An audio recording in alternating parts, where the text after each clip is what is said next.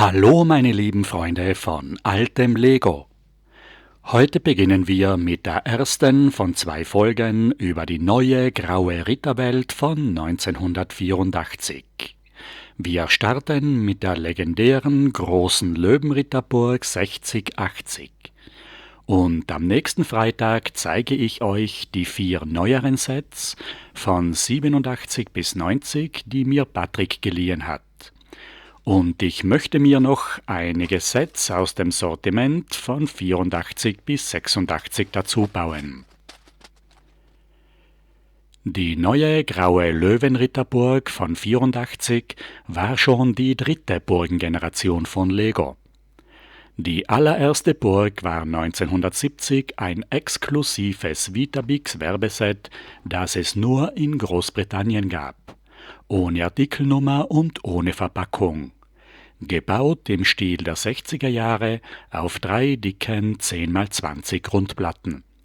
Auf der Flagge sehen wir das alte ovale Hundeknochenlogo von 1955. Mit den ersten beweglichen Minifiguren kam im April 1978 die legendäre gelbe Burg heraus. Entworfen wurde sie vom Lego-Designer Daniel August Krenz. Die gelbe Burg war der Beginn der großen Lego-Ritter-Themenwelt, die zuerst aber nur aus 3 Baukästen bestand. Die Burgmauern sind gelb, weil es 78 nur graue Platten, aber noch keine grauen Steine gab. Die Grundfläche hat mit 32 x 32 Noppen genau die Abmessungen einer Straßenplatte. Sie ist aus 5 kleinen Grundplatten zusammengesetzt, die das Modell sehr instabil machen. Es lässt sich nur schwer aufheben, ohne dass die mittlere Grundplatte auseinanderbricht. Die Zinnen sind sehr niedrig und gehen den Rittern nur bis zum Bauch. Das Schnurende der Zugbrücke ist unschön einfach nur unter einen Stein eingeklemmt. Auf der Rückseite gibt es noch eine unbewachte Hintertür. Das Gebäude kann man auf beiden Seiten aufklappen. Das erste Minifigurenjahr war ein großes Aufkleberjahr mit sehr wenigen Drucken. Bei diesem Set muss man unvorstellbare 44 Aufkleber anbringen. Die Zugbrücke kann man mit einer Winde auftreiben. Als typisches neues Bauelement haben wir die 2x2x3 75 Grad Strebepfeiler für die Mauern, die als einseitiges und als Eckelement vorkommen. Diese wurden bei der neuen grauen Burg von 84 nicht mehr verwendet. Dort gab es dafür neue 2x5x6 Wandelemente, mit denen man die Burgmauern sehr schnell zusammensetzen kann. Aus Steinen gebaute Wände würden viel besser zu Lego passen, aber die Formteile können viel besser bedruckt werden und sie haben Vorteile bei der Gestaltung von Ecken. Die graue Burg kam im April 1984 auf den Markt, mit einem umfangreichen Sortiment von 8 Packungen. Die graue Burg hat Niels Milan Petersen entworfen, der legendäre Schöpfer des Piratenschiffes. Die neue Burg schaut etwas größer aus als die alte. Die Grundfläche ist mit 32 x 38 Noppen etwas tiefer. Die Burg ist sehr stabil und kann gut hochgehoben werden. Auf der Rückseite hält ein Technikstecker die 2 ausklappbaren Teile gut zusammen. Im Torturm gibt es neben der Zugbrücke noch ein Fallgitter und im Eckturm hinten links ist im Erdgeschoss ein Verlies eingebaut. Bei der grauen Burg sind 12 Minifiguren und 4 neue Pferde dabei. Bei der gelben Burg waren die Pferde noch aus Steinen und Platten gebaut und der Ritter sitzt am Rücken des Pferdes mit nach vorne ausgestreckten Beinen. Im April 84 gab es erstmals die neuen Pferdefiguren, die Niels Milan Petersen selbst gestaltet hat.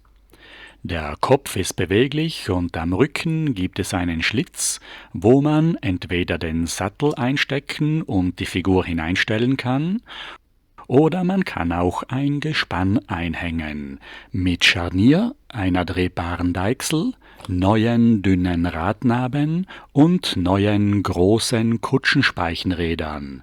Zuerst gab es nur die großen mit 33 mm Durchmesser.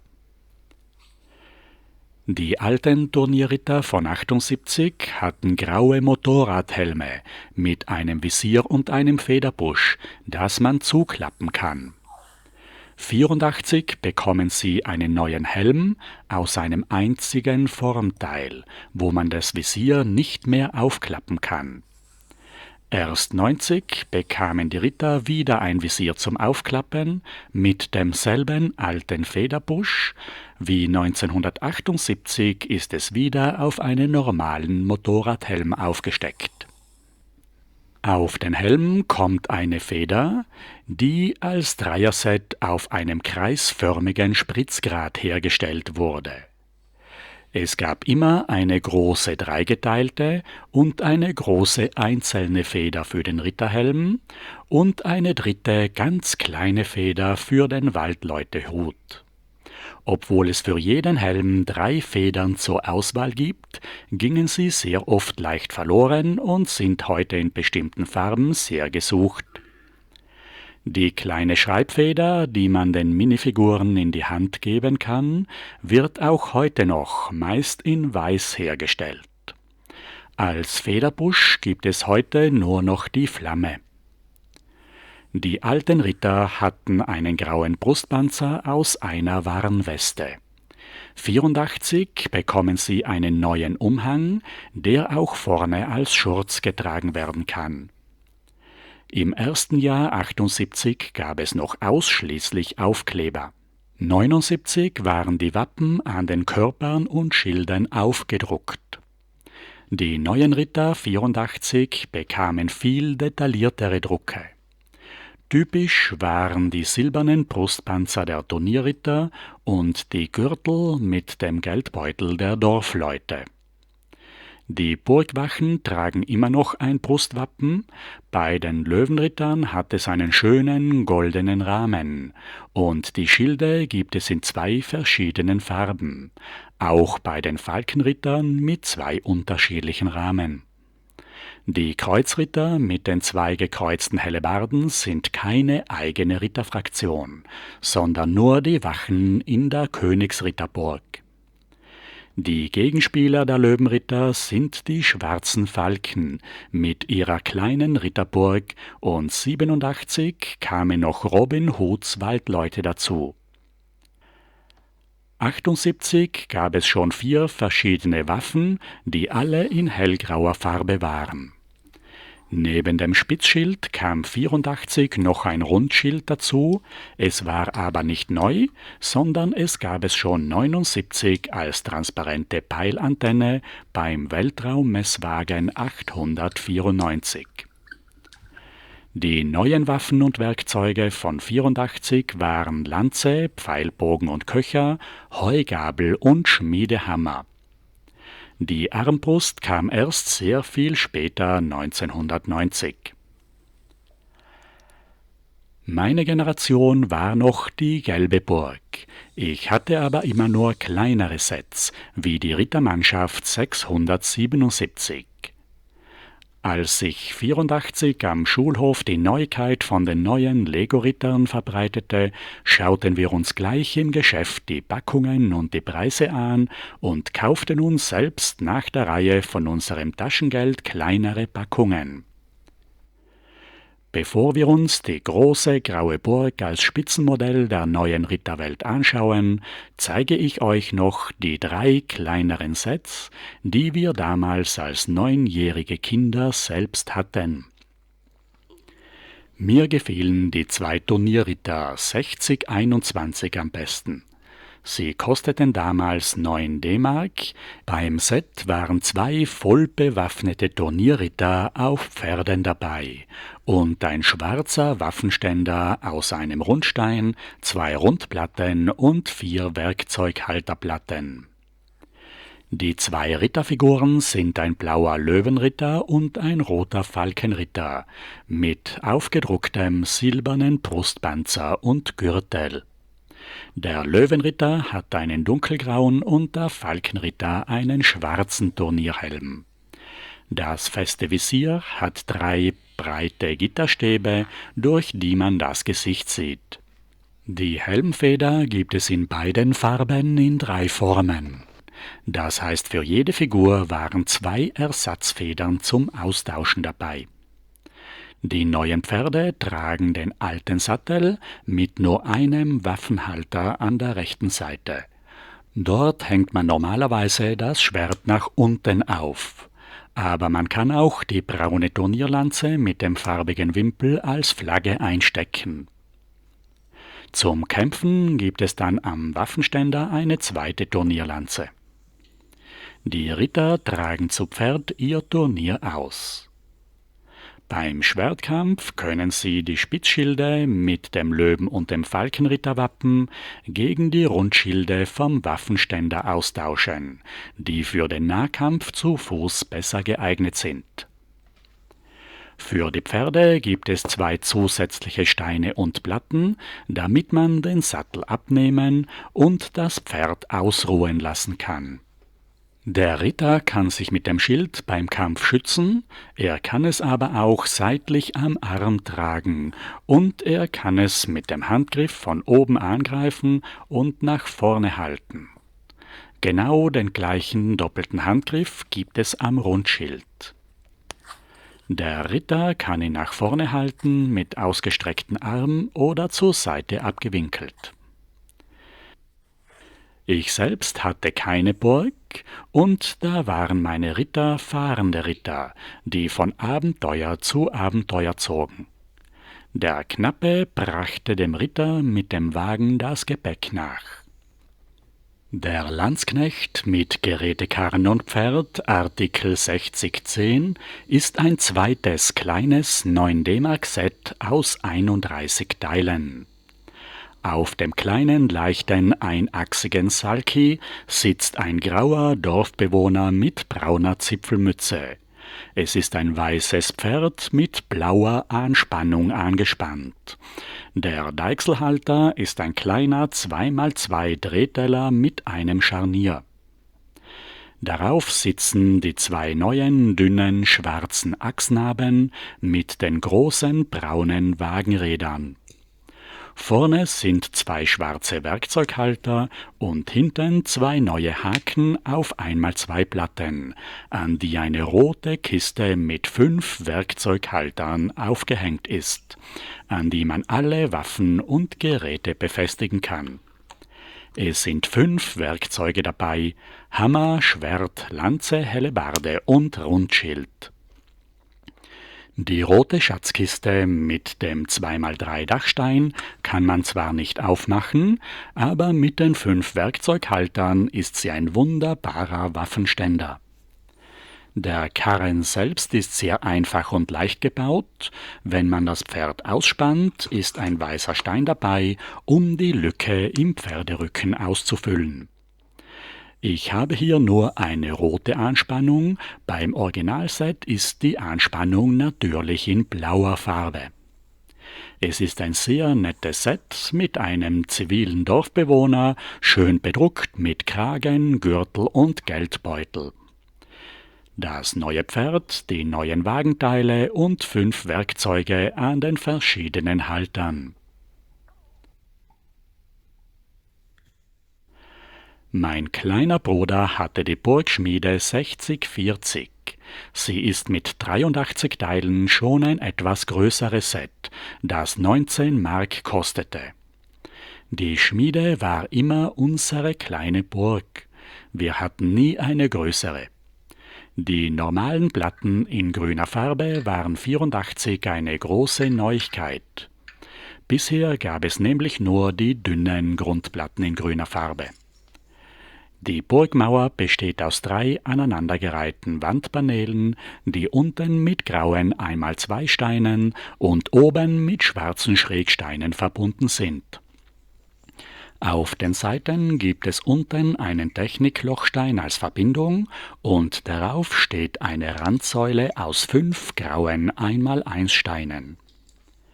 Auf die schwarzen Schrägsteine kommt eine graue, 2 Noppen breite Platte und darauf der Zinnenkranz.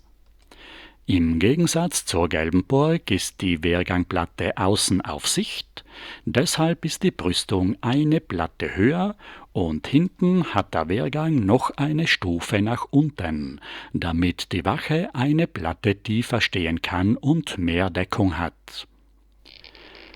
In der Schmiede steht ein blauer Amboss. Der Schmied hat einen nackten gelben Oberkörper, schwarze Handschuhe, eine braune Schürze und eine schwarze Mütze. Die braune Schürze ist sehr selten und gesucht. Ich habe die Figur mit einem blauen Umhang als Schürze nachgestellt. Links steht in der Schmiede ein roter Ofen. Am roten Kamin sind 4 schwarze Rundsteine. Der Rauchfang läuft mit 75 Grad Schrägsteinen zusammen und an der Esse ist eine Radachse mit einem braunen Kutschenrad eingebaut, das wahrscheinlich den Blasebalg darstellen soll. Auf der anderen Seite der Esse sind 2 graue Werkzeughalter mit einer braunen Gabel und einem zweiten Halter, wo der Schmied seinen Hammer aufhängen kann. Als weiteres Material sind bei der Schmiede noch eine Pferdeanspannung dabei mit einem Drehteller und einer einzelnen übrigen Achse. Daraus kann der Schmied einen halben Pferdewagen zusammenbauen. Wenn man die Achse und das Rad aus dem Schmiedeofen herausnimmt, dann bekommt man einen ganzen Wagen. Bei der Schmiede ist auch gleich schon ein schwarzes Pferd dabei, an das man den neu zusammengeschmiedeten Wagen anspannen kann. Der Schmied setzt sich gleich in den Wagen und kann losfahren. Bei meinem Bruder war das der Gepäckwagen und der Schmied der Knappe vom schwarzen Falkenritter. Wir teilten uns nämlich unsere Sets brüderlich auf, die 2 fahrenden Ritter erlebten zahlreiche Abenteuer und die Schmiede war unsere kleine Burg als Stützpunkt. Das war damals unsere kleine Ritterwelt, mit der wir sehr große Freude hatten.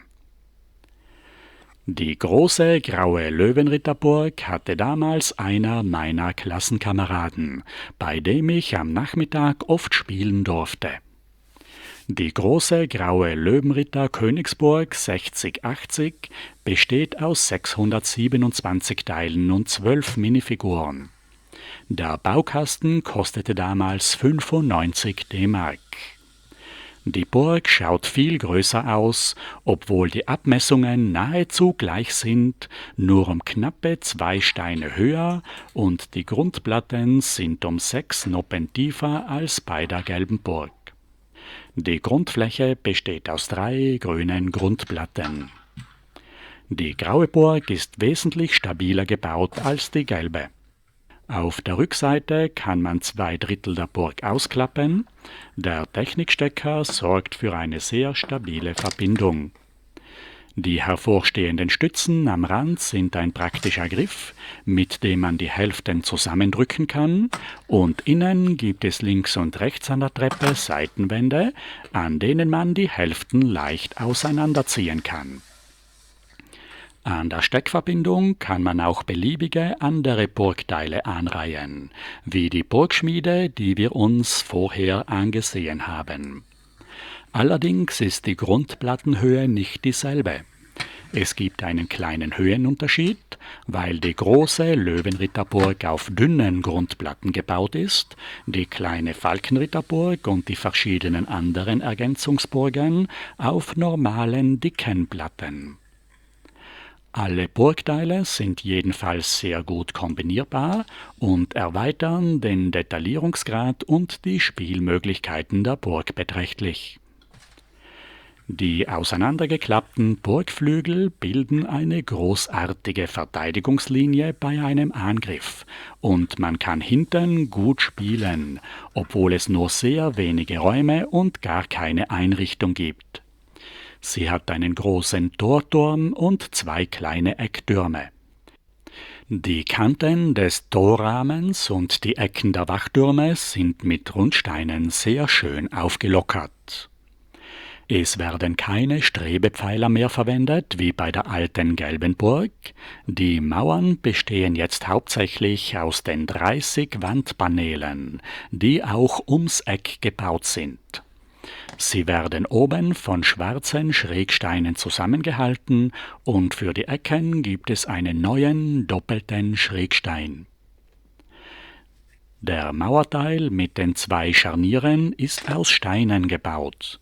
Der Wehrgang steht wie bei der gelben Burg außen um eine Noppe vor, außer bei den Wachtürmen, die haben eine ganz glatte Seitenwand. Der Zinnenkranz steht nicht heraus, das schaut nicht besonders schön aus, aber man kann den Eckstein nicht auf die Säulen aus Rundsteinen stellen. Es gab da wahrscheinlich keine andere Baulösung. Der Torturm ist der Blickfang mit dem blauen und dem gelben Löwenwappen hinter den gekreuzten Turnierlanzen, mit den beiden bedruckten Mauerelementen und der Zugbrücke mit der Stolperfalle, weil das Seil quer über die Brücke gespannt ist. Die graue Seilwinde ist in die Zinnen eingebaut.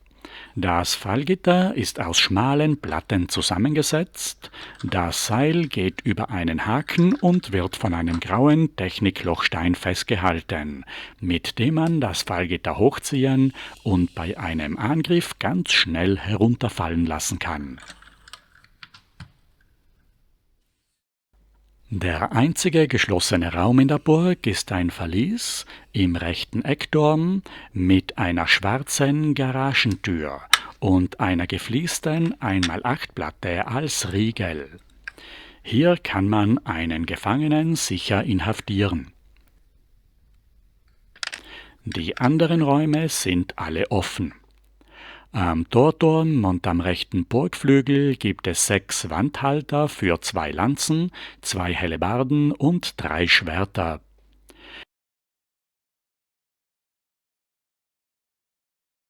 Es sind 12 Figuren dabei, 2 weniger wie bei der gelben Burg. Genauso wie bei dieser gibt es 4 Turnierritter, aber alle nur mit demselben Löwenritterwappen und ohne Knappen. Zu den Rittern gehört eine Treppe, mit der sie auf das Pferd steigen können. Die Ritter steigen jetzt von ihren Pferden herunter. Alle 4 Ritterfiguren schauen etwas anders aus und haben einen Federbusch in einer unterschiedlichen Farbe.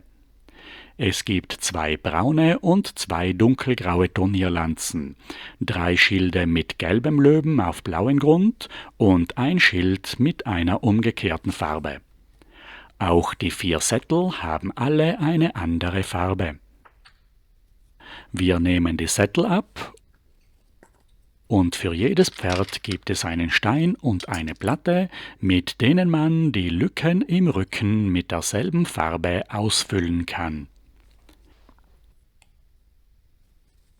Neben den 4 Reitern gibt es 8 Fußsoldaten, davon 4 Burgwachen mit den gekreuzten Hellebarden auf der Brust, mit dunkelgrauem Nasalhelm mit Nackenschutz, 2 Burgwachen tragen eine schwarze Hellebarde und ein gelbes Löwenritterschild. Hier sieht man, wie sinnlos es ist, die Kreuzritter- und Löwenritterfraktion auseinanderzuhalten. Die 4 Bogenschützen haben das Löwenritterwappen auf der Brust und tragen einen schwarzen Kinnhelm. Sie tragen am Rücken einen Pfeilköcher und halten in der Hand den Pfeilbogen. Die Bogenschützen kann man ganz gut auf allen Türmen aufstellen. 12 Figuren und 4 Pferde sind eine ganze Menge, aber immer noch 2 weniger als bei der alten gelben Burg. Es sind noch 7 zusätzliche Waffen für die Wandhalter dabei und noch die 2 Schilde und Turnierlanzen, die am Torturm hängen. Das ist jetzt alles für heute von der legendären Grauen Burg und den kleinen Kindheitserinnerungen zur neuen Ritterwelt von 1984. Am nächsten Freitag möchte ich mir zuerst noch gerne zu meiner Burg einiges Zubehör aus dem Rittersortiment von 84 bis 86 aufbauen. Einige Kutschen, die Burgbelagerung und das legendäre bewachte Wirtshaus mit den roten Fachwerkteilen. Dann zeige ich euch auch noch die 4 wunderbaren originalen Sets mit Verpackung von 87 bis 90, die mir Patrick aus seiner eigenen Kindheit geliehen hat. Wir versuchen auch das Rätsel um das seltene, gesuchte US-Exklusivset 6071 zu lösen, das bei uns ganz regulär im Verkauf war. Wir werden uns das alles in Ruhe gemeinsam anschauen. Für heute bedanke ich mich bei euch allen recht herzlich, dass ihr zugesehen habt und wünsche euch allen noch ein wunderschönes Wochenende. Auf Wiedersehen!